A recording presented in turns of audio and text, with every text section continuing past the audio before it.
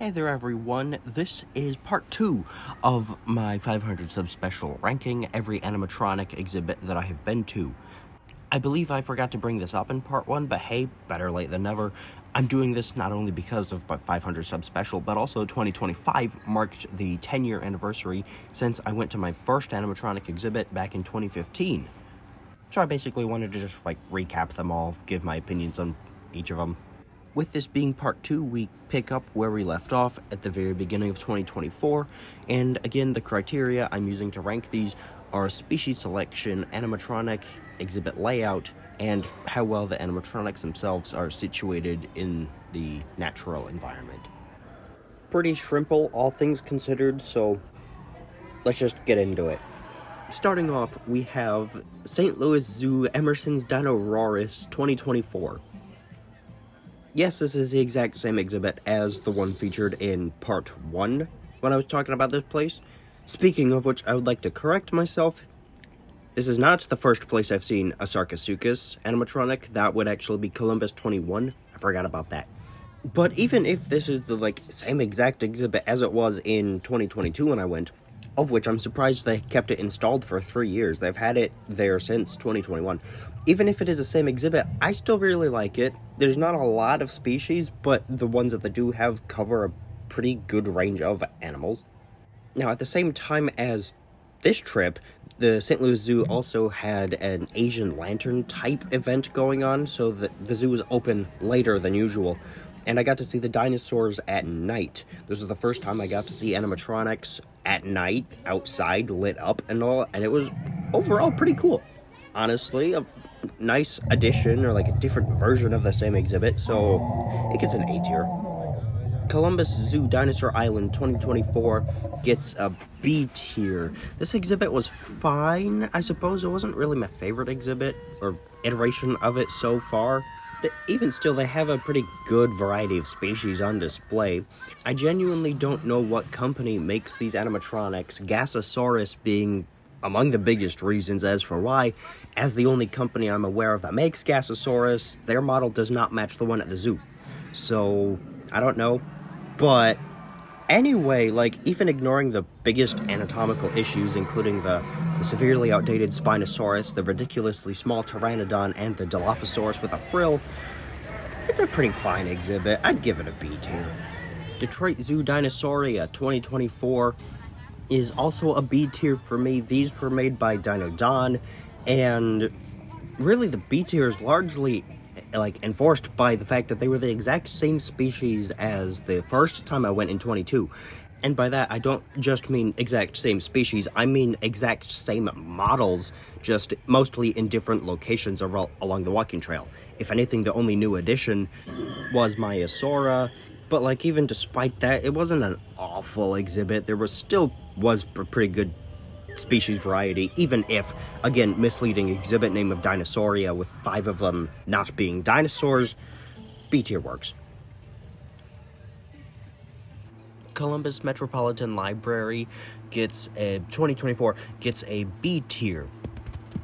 These were some of Billings Productions' giant animatronic bugs, and it was a pretty decent exhibit. There was I think 4 or 5 different species featured, and they were on and moving.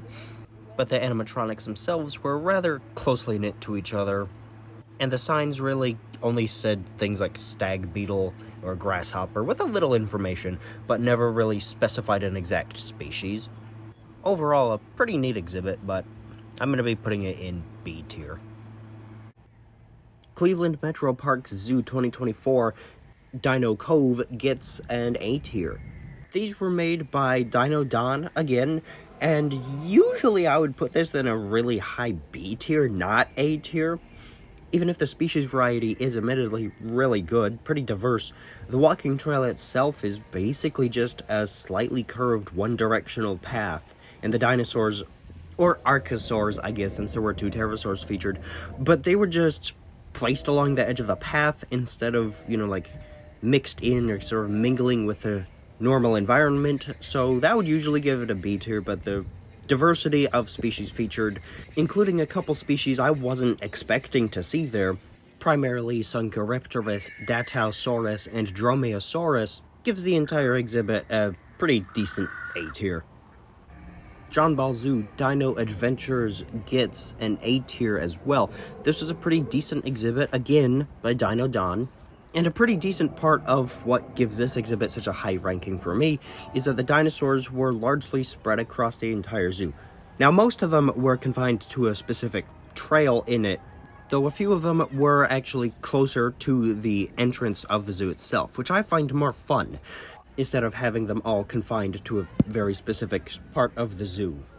And the species variety was pretty good, even if I have seen a couple of the specific models and a lot of the species featured before. I did at least get to check Animatronic off my Dino Don species checklist.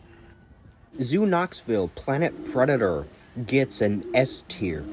These were all Billings productions, and this is also my favorite exhibit that I went to in 2024.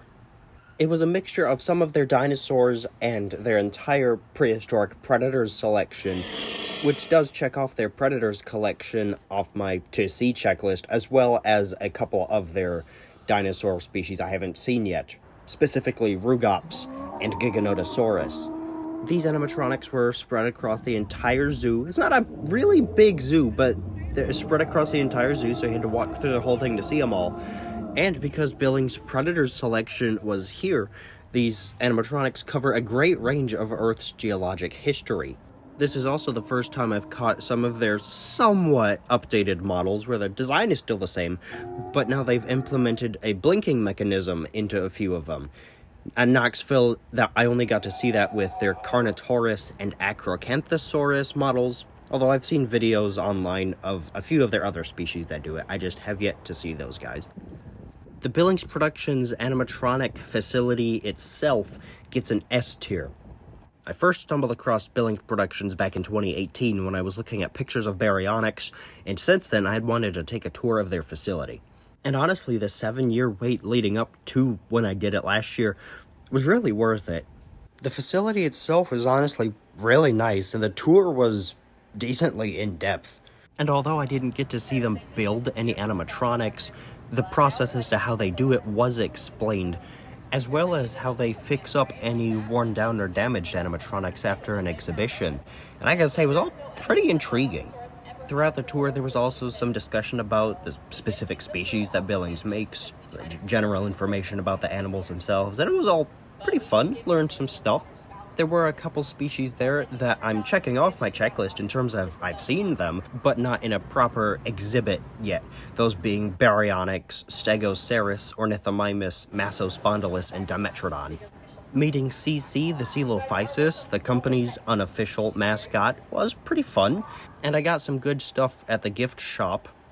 Overall, a really great experience. Sad that they're no longer doing tours, but I at least got to finally visit the place that I may end up working at sometime in the near future. That's been a thought for a long while. Dallas Zoo's Destination Dinosaurs gets an S tier. Went here basically as soon as we left the Billings facility, and it was a pretty good exhibit. Honestly, I've got to say, there was a lot of species variety. I think there was over 20 species featured, so pretty diverse collection. These were all Billings, with some random statues and models and whatnot thrown in the mix. I did get to check off Styracosaurus and Therizinosaurus in terms of species I've seen. And the trail itself was fun. It twists and bends in various different directions, eventually leading back to the beginning of the dinosaur section itself, but not properly leaving that exhibit, so you can make another loop if you want. I did. Most of the animatronics were pretty closely knit to each other, especially closer to the beginning of the exhibit, but that's very likely because of simply how many were featured. Overall, this gets an S tier. Really great exhibit. I liked this one. The Herd Museum's Bugs Live gets a B tier. These were Billings' giant bugs animatronics, and they were pretty neat. I've got to say, I wanted to go to the Herd Museum for roughly as long as I wanted to visit the Billings facility, specifically for their dinosaur exhibit in the fall. These were their bugs in the summer. Not exactly what I wanted to see there, but it was still pretty fine. Unfortunately, most of the bugs were turned off by the time we went. We went later in the day, having visited the Dallas World Aquarium prior, but it was still enjoyable. And the Nature Preserve Museum section of the museum was also pretty nice. Both areas were pretty nice. I'll give it a B tier overall. Oh, and also I'll put the fossil display I brought up in my museum video in B tier as well. I'll move it down to B. I think I put it in A in that one. Columbus Zoo 2025 Dinosaur Island gets a B tier as well. This is the exact same exhibit as it was in 2024, so it gets the exact same ranking as it does in 2024. The only difference is that Compsognathus is now missing from this version of the exhibit. That said, I still don't know what company makes these animatronics, and that does mean I get to see Gasosaurus again, which is nice. I like Gasosaurus, but yeah, there's honestly not that much else to note on this one. Cleveland Metro Parks Zoo Dragon's Landing gets a B tier. These were Dino Don, and overall, it's fine. I'm not really that big into dragons, generally speaking, and so seeing Dino Dons was interesting to see, like, his depictions of them, but not my biggest, like, interest. A couple of them weren't even dragons, like Bunyip and Quetzalcoatl and the Basilisk. Those aren't proper dragons, but they were still featured. And similarly to the St. Louis Zoo, the Cleveland Metro Parks Zoo had an Asian Lantern Festival type event going on, so the zoo was open later at night, and so I got to walk through the dragon exhibit at night. And that was pretty cool. They were all lit up, and most of their eyes glowed red. And that was pretty nice, I gotta say. That was a neat version of the exhibit. Akron Zoo Dino Trek gets a D tier, maybe a really low C tier. Like, these are not the best animatronics I've seen. I have absolutely no idea what company makes these, less of an idea than I do for Columbus, though I have seen videos of them in Moody Gardens in Texas, so maybe it's a traveling exhibit? Many of them have severe anatomical inaccuracies, including the toothed, featherless Ornithomimus, a seemingly 60-year outdated design for Edmontosaurus, admittedly correctly sized but featherless and sickle toe-clawedless Velociraptor, and an Acrocanthosaurus that just looks like a T-Rex with a couple spikes on its back, which is a huge disgrace to my fourth favorite dinosaur. The animatronics are spread across the entire zoo, and a few of them you could only see by train.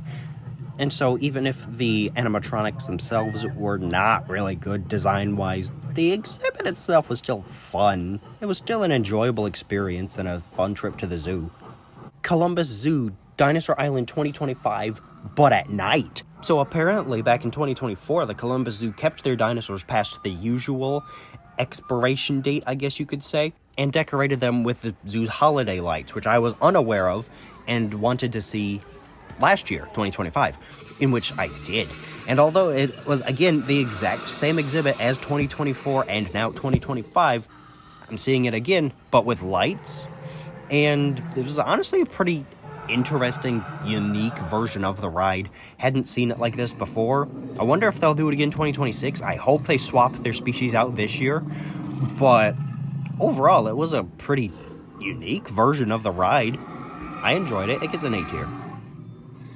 So there you have it. All 28 animatronic exhibits I've visited in 10 years, featured in 2 roughly equal-length videos. This was fun to do, and to look back on all these different exhibits that I've visited in the past. I wonder what I'll see in the next upcoming 10 years. I might do this again at that point. But overall, that was really this. Hope you enjoyed. Hope this was like a fun 2-part 500 sub special. I'd been wanting to make this since at least late 2024, but wanted to wait for my 10th anniversary in terms of my Audubon trip. Anyway, hope you thought this was fun and enjoyable. I enjoyed making it, like I said earlier, but that's really about this. See you again next time, hopefully sometime soon.